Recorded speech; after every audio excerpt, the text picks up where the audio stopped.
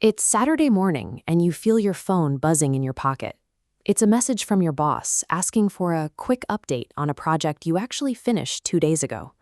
That one notification shifts your focus from your family back to the office. Compare this to a weekend where your phone stays silent because your progress is never questioned. Micromanagement usually stems from a lack of data, not a lack of trust. When a manager doesn't know the status of a task, they fill that silence with a check-in. This creates an information gap, where the employee has the facts, but the person in charge is left guessing. Decades ago, managers could see productivity just by looking at a room full of desks. In modern knowledge work, physical presence is no longer a metric for progress. Because your boss can't see your cognitive output, they rely on constant inquiries to feel in control. We can solve this by looking at a strategy from the Tenali Rama fables. When entrusted with a box of wealth for the king, Tenali noticed the box felt lighter, implying someone had tampered with it.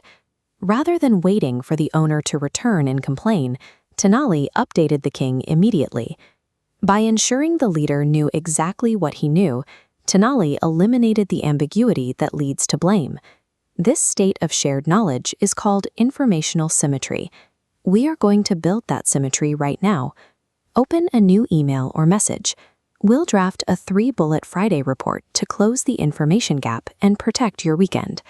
Start by setting a neutral, professional subject line. Consistency is key here. Use weekly update followed by your name and today's date. Now for the first bullet, accomplishments and wins. The rule here is strict. You must quantify your completed tasks. At this stage, your manager needs data, not descriptions. Avoid vague language that forces the reader to ask follow-up questions. A phrase like "handled the project" provides no measurable evidence of progress. Instead, use specific metrics. Writing "shipped project X on time and 5% under budget" gives your manager a concrete result they can report upward.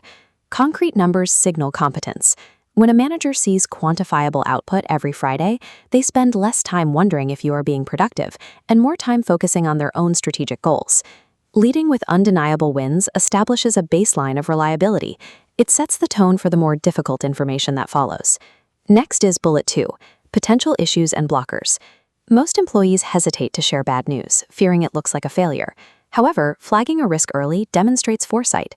It proves you are monitoring your environment and identifying obstacles before they turn into expensive crises. Use this template. State the risk and ask for a specific action. Delayed vendor approval might impact next week's launch. Need your sign-off on the alternative vendor. This shifts the dynamic. You aren't just reporting a problem, you present your boss with a specific decision to keep the project moving. Now for the final section, plans for next week.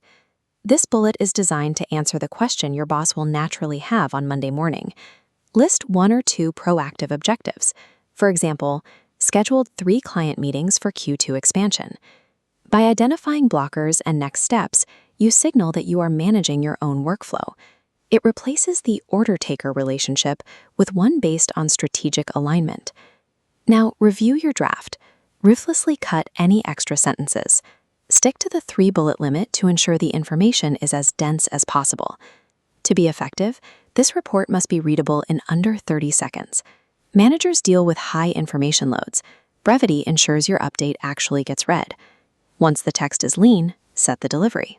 Schedule this message to send at exactly 4:30 p.m. today.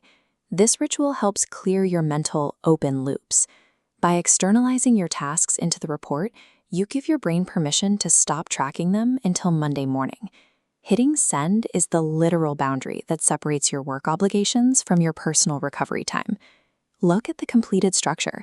This email serves as an active shield against weekend anxiety.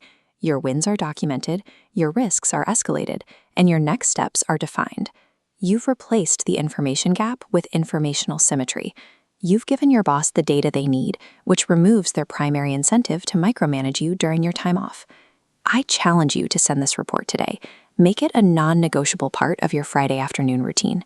With upward communication structured, the next step is managing the flood of daily messages.